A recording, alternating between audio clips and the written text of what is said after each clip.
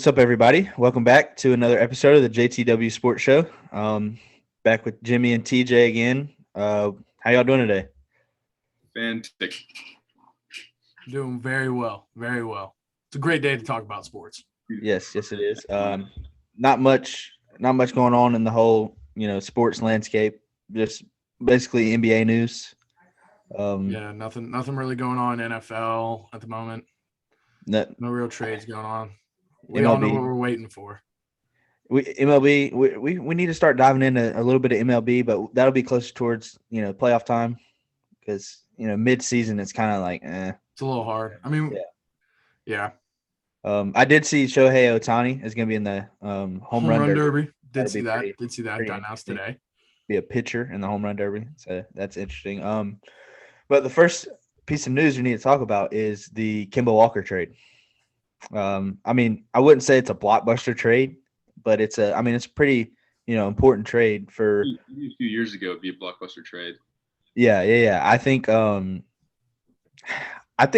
it's a solid trade for both teams if you look at the grand scheme of things.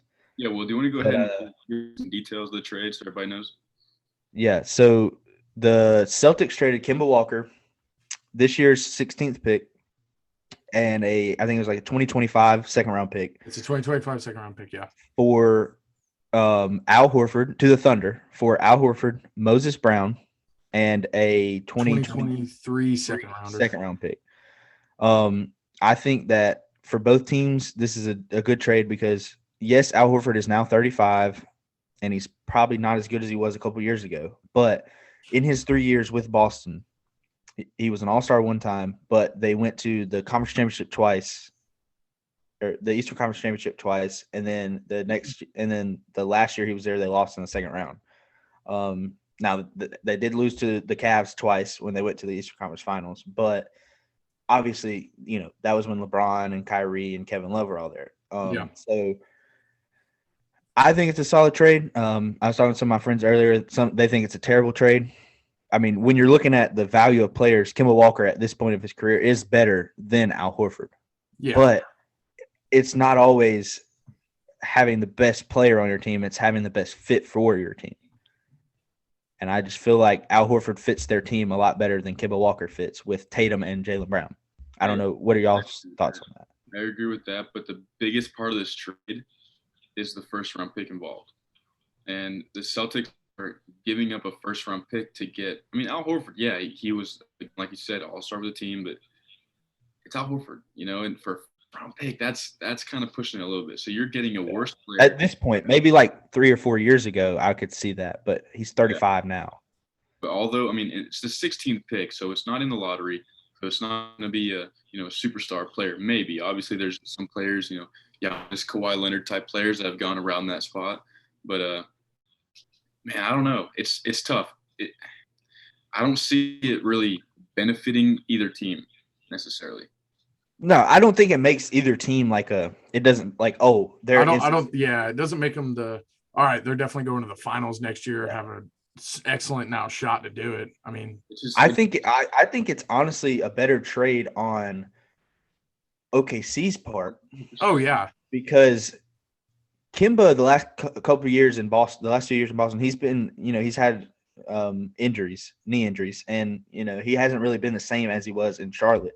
But if he can be relatively healthy, him and Shea in the backcourt together, I mean that's a pretty good backcourt. And then you have within the next 7 years they have 36 picks in the draft, and you think in the NFL 36 picks, that's like that's decent. NBA there's only 2 rounds, so you have 36 picks, and I mean, that's a lot. 18 of those are first round picks. So I'm just really hoping that the Thunder are bad the next couple of years, which obviously they're tanking and give away a lot of players, are bringing in as many first round picks as possible to start the rebuild. But Atlanta has their first round pick in 2022, I believe. So I'm hoping they're still bad. I'm hoping Kemba and Shea isn't too much of a good backcourt for them. I don't think it would be, but I mean the Thunder. If you look at their team right now, like it's they have some good parts. I really like Lou Dort. He's, a solid defender, great player. Shea is one of the most, in my opinion, one of the most fun players to watch. Like, I like Shea. I like him. Ja Morant, and Trae Young type players are just quick, athletic, and just fun to watch. But bringing in Kemba Walker, I think it definitely is an upgrade over Al Horford. But they're not doing it to bring in for the trade of Kemba versus Al. They're doing it for the first round. And so I think Oklahoma City is getting the better end of the deal. Yeah, and this year they have 5 first-round picks. But if Houston's pick drops below 5, they get that pick. So they could potentially have 6 first-round picks in one draft. That's huge. But it also makes you think that there's only 15 roster spots. You're gonna have to trade that for something. Oh yeah. I don't know if maybe they could try to trade with the Timberwolves for Cat, or they lost Al Horford and Moses Brown. That's 2 big men. You're going to need, something to replace them. Maybe they can try to trade for a star big man and have a mini big 3 with Shea, Kemba, and then somebody else. But I think they definitely try to do that. Honestly, I think since you have all these picks now, either try to solidify your roster and be competitive, or trade back for future picks. Which I know it's a lot more tough in the NBA than it is for like the NFL, for example, for trading back with picks. But if they can make it happen, well, yeah, because in the NBA, you never know. Like in the NFL, every year what team's not going to be good and what team's going to be good. Exactly. Yeah. But in the NBA, you always have that surprise. Like the Knicks this year, they were the 4 seed. Nobody thought they would be. Raptors, right? Yeah, and everybody thought the Raptors. Hey, leave the Raptors alone. But I was going to ask you, TJ. So this was Brad Stevens' first move as now the, in the front office. In the front office, no longer as a coach. Being the coach, I was going to say, what do you like? I think I don't know if it's a smart move as is. I think it's beneficial, like we've all said for both teams. But as your first move is being part of the front office, I don't know if that's the best first move to make. Yeah, I kind of disagree with that. Because if you look at the past, like the most recent past of the Boston Celtics, it hasn't been the players themselves that have made the team good, but it's been the scheme fits. And that's why I look at the Kyrie Irvings, the Kemba Walkers, they were nowhere near as good as Isaiah Thomas.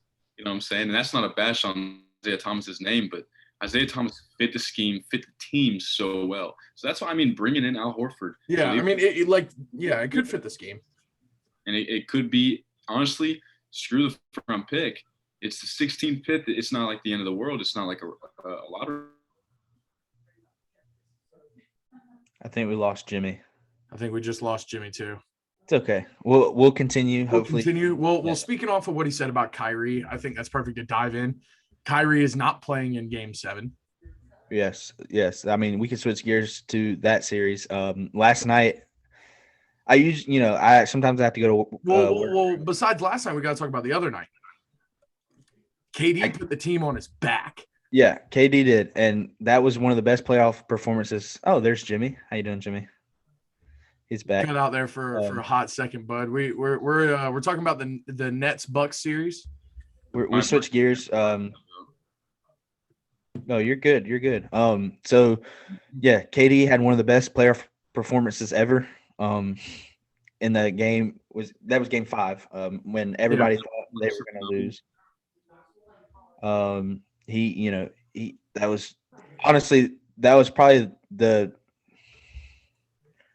I would say maybe the best playoff performance I've seen in like probably the last 5 years. Other than maybe. Well, everyone kind of knew maybe Game 6 play going into that game that KD had to put the team on his back, otherwise they were not winning. And I think it kind of showed last night that the Bucks can do it with both Kyrie and James Harden out. So, see, Harden's played the last 2 games, but what I mean, not fully healthy. Yeah, he's like jogging and walking around, like you know what I meant. Like he's not. Yeah. He's not even there on defense. Yeah. And I was gonna say on offense too. Like he relies on he doesn't rely on like his athleticism, but he relies on using his body to get to the rim, get to his spots. He can't push off his legs like he could right a month ago. Well, do you think not having Kyrie though in Game 7 is a big? I know it's a big factor, but do you think it's going to be a big determinant for the Bucks to pull through and win Game 7? Yeah, I see. I mean, when you look at it, Middleton and Giannis, they played great last night. Exactly, they got to play like that again. Jrue Holiday scored a lot of points, but he didn't shoot the ball very well, like as far as efficiently. But Chris Middleton is very underrated, in my opinion, on his efficiency and how he can get to his spots. Don't take this out of context. He is Kevin Durant, but a smaller version and nowhere near as good, obviously. But they are very similar in their games. Okay, I see where you're coming from. As far as like they can get to their shot, and they're very efficient. Do what? So I'm sure there's a better comparison out there, but you're comparing Chris Middleton to the greatest scorer of all time. And I know that's not what you're necessarily comparing their play styles. No, if you watch their games, the way they get to their spots and the way they shoot, it's similar. Very similar. I can agree with that.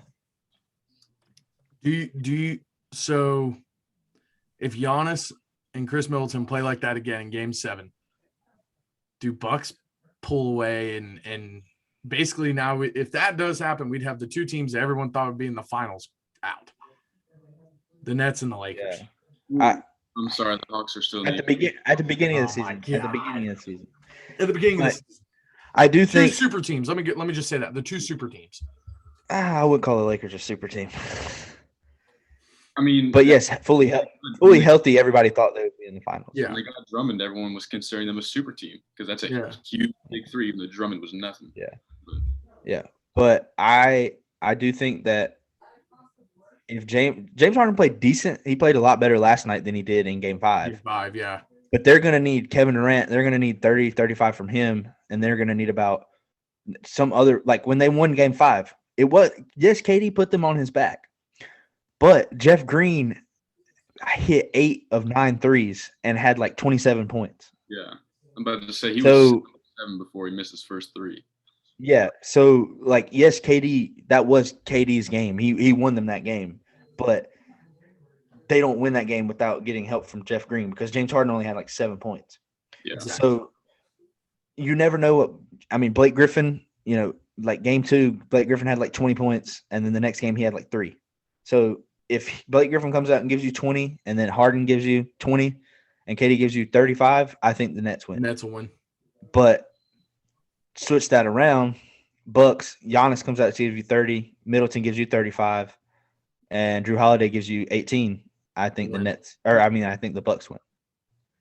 That game will be tomorrow night, Saturday. We all said that, we think whichever team wins this series will win the finals. But if the Nets somehow do win tomorrow, do y'all still think they can win the finals without Kyrie? I don't know. Because they said I think it's going to be tough between who they play it'd be the Sixers and the Hawks.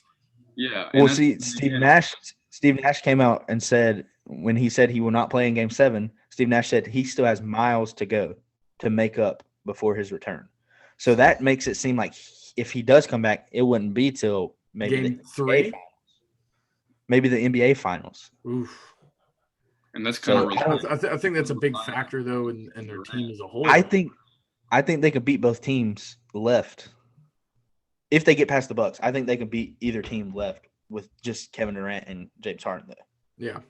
It's something about the rest of the Eastern Conference. Obviously, the Hawks and the Sixers is like if you look at their team, the matchups, like I mean, every team has a legitimate chance. It's believe it or not. Obviously, the Hawks. Yeah.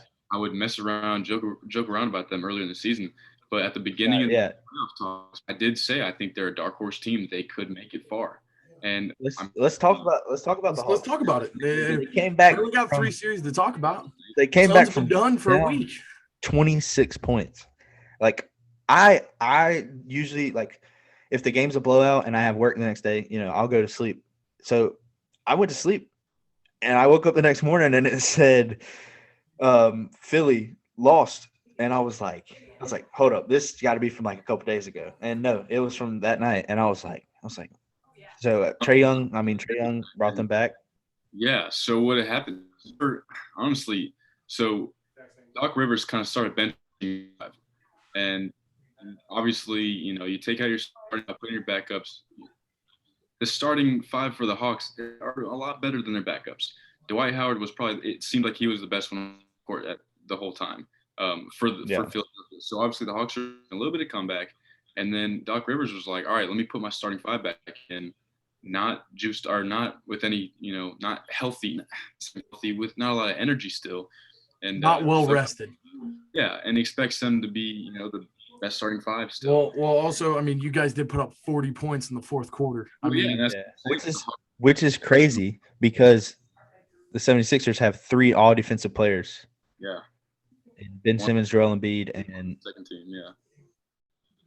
But so I think the Hawks can pull it out tonight and walk away. It's going to take it's really going to depend on how Clint Capella plays, but also look back at the game. Clint Capella has been getting dominated by Joel Embiid, which most people do. Everyone expected to happen, though. Most people get dominated by Joel Embiid. His knee has been getting really hurt. He's really struggling with his knee. But John Collins has really – obviously Trae Young's been the dominant factor. But John Collins, every game he's played good offensively, we've won. And so it really depends on him. And if Clint Capella can leave Joel to under 30, then I think we can pull it out. The Sixers – okay. I'm going to say something. Ben Simmons, if you're watching this, please, you are 6'10". Take more than 4 shots a game. I know you can't shoot. That's fine. You don't have to shoot mid-range and three-pointers. But at least put up a couple more than 4. Go shoot 10 layups a game. Because if you're 6'10", you're probably going to make at least 5 or 6 of them, I would assume. And if you don't, then you just need to get, retire. But Division II football player calls out Ben Simmons. Ben Simmons, please. Like I've always came to your defense. I've always came to Ben Simmons' defense. I like him. He's a great defender. He's 6'10" and is most of the time, unless they're playing like the Kings with De'Aaron Fox, he's the fastest player on the court, and he's 6'10". And it pisses me off that I'm okay if you don't make free throws, whatever. That's okay. People in history but you're 6'10", dude. You got to take more than 4 shots. Speaking of the whole free throw situation, that's kind of a big reason of why the Hawks actually won this game. Because he was 4 of 13 from free throw. If you're watching, it's not because he's driving to the lane and getting fouled. It's when they get in situations around the fourth quarter, sometimes even in the third quarter, when Ben Simmons some momentum or something. Ben Simmons gets the ball, immediate foul, and it's like he's missing both, breaking them, and you keep doing that, you keep driving. Ben Simmons, you just got to keep driving, because eventually they can't keep fouling you. You're going to run out of fouls. Yeah, that's why we plug in players that aren't doing anything. Solomon Hill, he's been coming in. But and then it doesn't help that. Tobias Harris only had 4 points. Yeah, and it doesn't help at all that Tobias Harris. I think he was 2 for 11. Yeah, he didn't. Yeah, I think it was 2 for 11. But it was 2 for 11. Joel Embiid and Seth Curry. Joel had like 38, and Seth Curry had like 36. Were the only 2 people to make a field goal for the 76ers in the second half. Not points, because they hit a couple free throws. In the third quarter, the 76ers had a 99.7% chance of winning the game. And I want to give big props to Seth Curry, though. He's been shooting outrageously from the 3-point. He's shooting he's a Curry. What do you expect? Yeah, I mean, shooting like at least 70%. I want to look up the actual stats. I can look up, like, you talking about for this series or for this series. It's been insane. I get so upset watching the game when he gets the ball, because I know he's gonna throw up a 3 and he's making it. I think he's above like 70. Let's see. For this series, he is averaging. I can keep talking while I'm looking it up. Yeah, but I was actually going to ask. I mean, TJ, I can ask you, how do you feel about that with Simmons going up and fouling him as soon as he gets the ball, just so he shoots free throws? It's like it seems like it's kind of like cheating, low key, but it's part of the game. He is shooting 57% from three on 7.6 attempts a game. Okay, so then before one of the last games, he was shooting above 70%. It might have been before Game 5. No, it was so game one he shot 5 of 9. Game 2 he shot 5 of 6. Game 3 he only shot 2 of 5. Game 4 he shot 3 of 6, and game 7 or not game 7. Game 6. Game 5. Yeah, no, 6 is tonight. Game 5 he shot 7 of 12. Either way, 57% from 3 is insane. Yeah. Oh, yeah. That's ridiculous. He's been kind of there.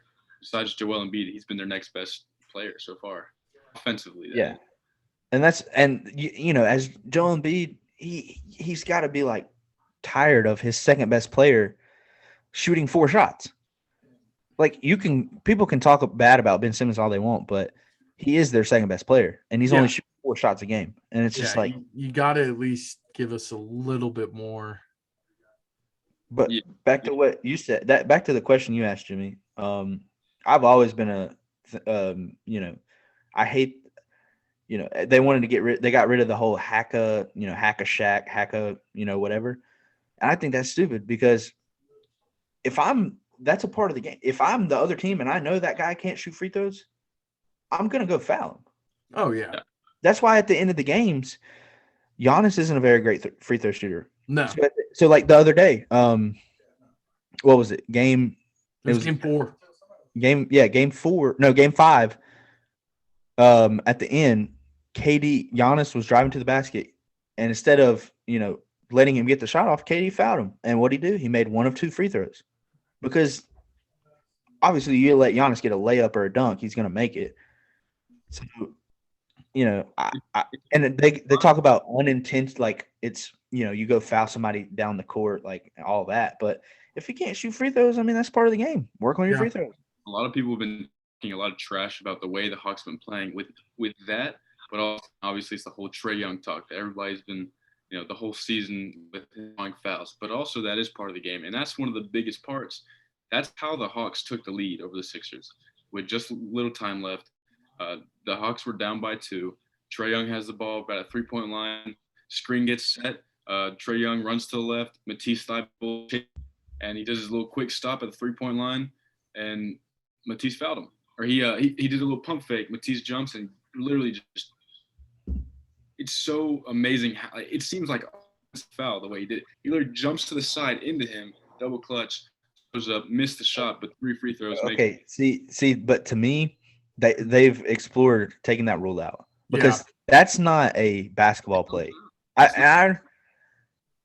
But that's the way. Yeah, okay, yes, it is a basketball play, and it's I guess you can say intentionally fouling somebody to make them shoot free throws isn't a basketball play. But how can you fault the defender for being in perfect position and then the offensive guy, makes it to where it's a foul? Yeah. Yeah. So they've talked about taking that away, which they said is going to affect Trae Young. Well, it's not going to affect just Trae Young. It's going to affect people like James Harden. Even Joel Embiid does it. Joel Embiid does the little move where he'll face up and then he'll bring the ball under, and then when you bring the ball under your hand, they smack them. So they're trying to take away the what they call it, the unnatural like movement of a shot. Like it's not natural to take a shot like this and then go like this and fall into somebody.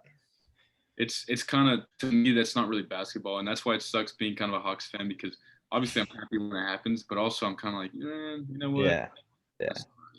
I mean, it's been a problem in the NBA for years. I mean, every league has problems with rules that you got to update some kind of rule every year.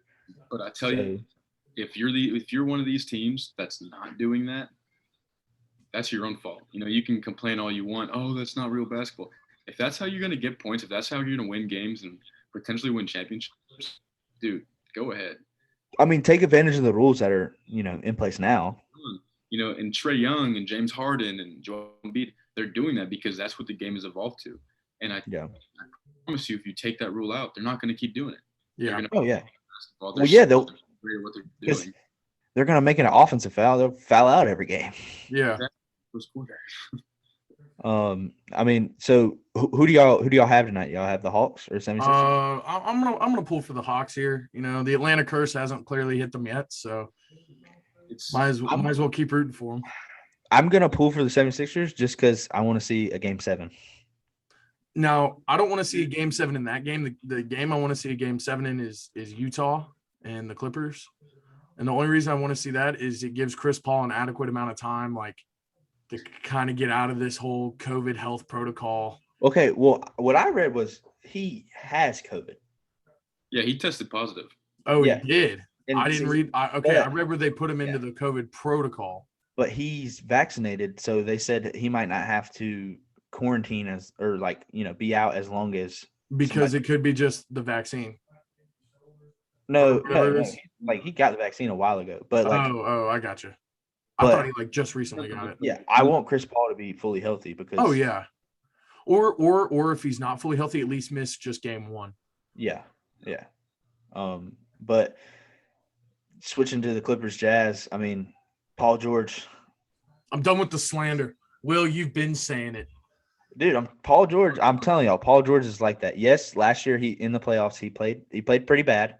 That's why everybody calls him Pandemic P. Instead of Playoff P, because that's who he is, Playoff P. I love Paul George. He's sometimes he can be a little inefficient in his shooting, but he's always going to play defense, and he's always going to do little things. That's what made Paul George Pandemic P was he was trying to shoot too much, and if he just if you watch the last game, how he put up 30-something points, he's making moves, putting his head down, and taking it to the rim. And he's one of the best in the league at doing that. It's just when he, puts a step back 3, that's not his game. He kept hitting the side of the backboard and stuff. Yeah, seriously. And even the announcers are still oh man, Paul George is surprising everybody. I'm like, no, he's not. That's who Paul George is. He's a baller. He's been doing that since the Indiana days when his coming out party was when he dunked on LeBron, or not dunked on LeBron, but drove past LeBron and dunked on Chris Anderson. Yeah, I know exactly what you're talking about. And then ever since then, I've loved Paul George. I'm one of those people that I watch the draft combine and all that, so I know who players are, but when they get drafted, and so I knew who Paul George was, but I didn't expect him to be who he is. Yeah, that team was fun. But other than the 30, what do you have? 36 points? I thought it was 39. 39. He had 16 rebounds. Pretty impressive for. I guess he's 6'9", so but still. He's a wing player. He's not really a big man. So 16 rebounds is very impressive. Well, does that mean you're pulling for the Clippers then? And go ahead and end it tonight? I picked the Jazz though. I still think the Jazz are overall the best well-rounded team. Right. But the Clippers don't have Kawhi, and they just won a game without Kawhi. But the Jazz need Mike Conley back. But I said this in the last round. Once the Clippers have the momentum, they take it and run with it. The Clippers, they just like to get down. I feel like they get a rush off of having to fight back or something. They get a rush of being all right, you guys, it's do or die in this game. Yeah. All right, we got you. And it's I feel like that's what call me crazy. I feel like last year when they were up 3-1 and then blew the 3-1 lead, I feel like they were all right, we're just gonna let them come back, and then Game 7 will win, and then Game 7, they took off. But I still want the Jazz to win. I just think it would be cool for the Jazz to win a title. Suns all day, baby. It's so weird, the Utah Jazz. Recently haven't been the team. Yeah. Lakers, Clippers, Bucks. But I still stick to my my thoughts of if it's going to be Jazz Clippers, one of the two. But I think it's going to be the Clippers possibly. At first I thought it was going to be the Clippers. Depending on how severe Kawhi injury is, I don't know if they came with any more details to it. It is an ACL injury, but I don't know. Okay, so it is. They just everything I've seen is just like a sprained knee.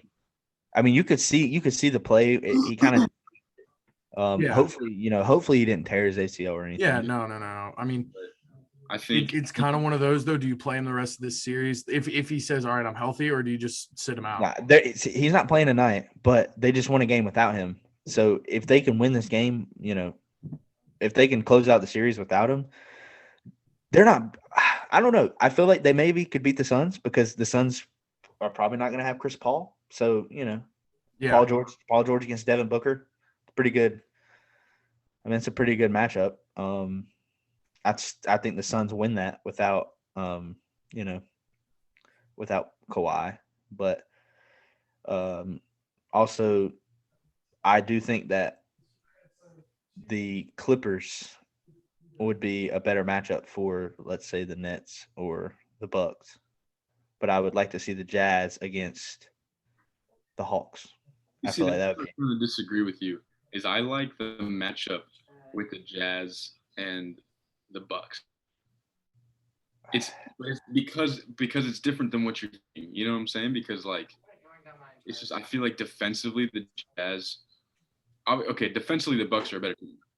But I like the matchups, dude. It's not like this player. A better team defensively. They're a better team than who? The Jazz or the Clippers? No, I said the Bucks are a better defensive team than the Jazz. No.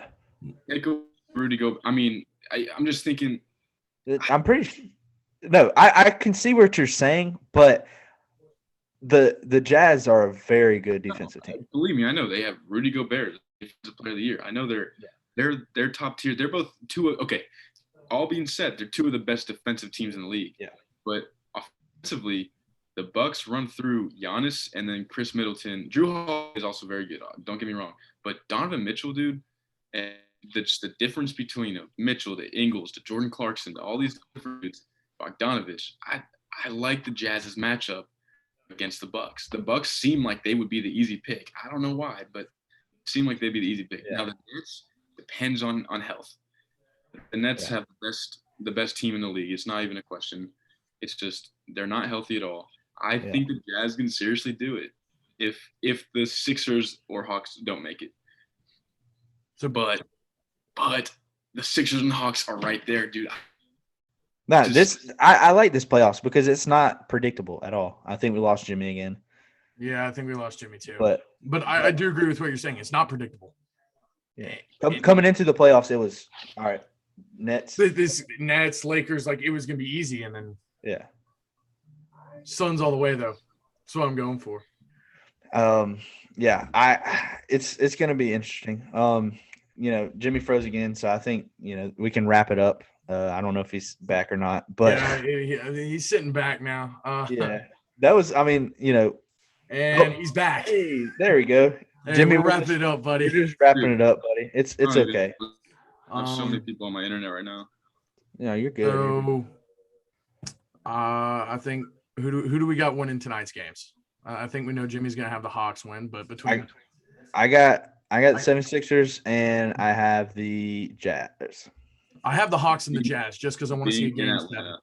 Being in Atlanta, going Hawks and Jazz.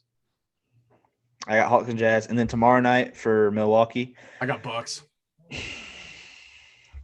I just feel like KD's gonna drop 50, but I still think the Bucks are gonna win. Call me crazy, but I think they will because I think Giannis didn't take a three. I think Giannis is gonna drop close to 40, but Chris Middleton's gonna add about 30, and then Drew Holiday is gonna have about 23, but Drew Holiday is gonna hit a game. Not a game-winning shot, but he's going to hit a clutch shot. I'm calling it. And if he does, I'm posting this so everybody can see. Well, and if he does, we're already posting where you called out Ben Simmons. Oh, I'm posting that for sure. I'm going to go ahead and predict. Honestly, it sounds crazy. I think it's a matchup between Steve Nash and I think whoever has the better game plan going in can do it. Steve Nash's game plan is going to be Kevin Durant's playing 48 minutes, and whatever Coach Bud's doing, But see, last game, that's what Coach Bud did. Coach Bud played Middleton, Giannis, and Drew Holiday. They all played like 45 minutes. Yeah. So he was like, all right, you want to play your players 45 or 48 minutes? I'm going to play mine close to that. So I think he realizes that you can't play this whole, Giannis and Chris Middleton are only going to play 32 minutes a night. Like, no, this is the playoffs. You're going to play pretty much the whole game. All right, I'm going to hot take too. So Will made his hot take. I'm going to make mine. TJ, you're next. I think Kevin Durant's going to have 36 points, but James Harden is going to have 42 points. And the Nets are going to win. Dear God. Wild. Man's coming out here with a wild take. He's not healthy enough for that. That's what you think. No, I know. That's what I know. That's what you think. He played in 42 minutes in game 5? Yes, and half of it he was walking. I understand that, but he was able to play 42 minutes. And so he's getting healthier by the day. Just wait. He's messing with everybody right now. He's messing with everybody. Just call me crazy. I know I sound crazy. I'm admitting I sound crazy. Should not happen. He should not get more than 20 points, but he's going to put up 40 plus. And Kevin Durant's going to put up 35 plus. Well, TJ, you're next. God. KD's going to drop 2 points. I'm just kidding. I'm going to take a different hot take on a different game.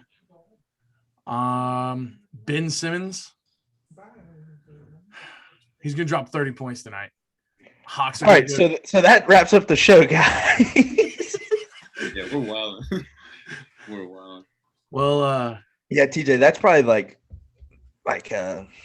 not even a hot take. That's just like a volcano. I don't know what that is. That's just terrible. Well, he only took 4 shots the other game. If Ben Simmons scores 30 points, the 76ers will win by 30 points. Yeah. Maybe 25. Yeah. But we'll wait and see. We're not going to be able to talk to y'all again until next week. Might have a little midweek episode just to, if this series wrap up, we might do, a little midweek episode. Yeah. We hope you like our interviews that we've been doing. We plan on, go check out the Brad Johnson one and the Josh Downs one that we've dropped. Yes. Like and subscribe, comment who we should interview next. All the social media links will be dropped down below. So go check those out. Go follow us. And be a fan of the show and tell somebody about us. For sure. But until then, we'll see you guys next week.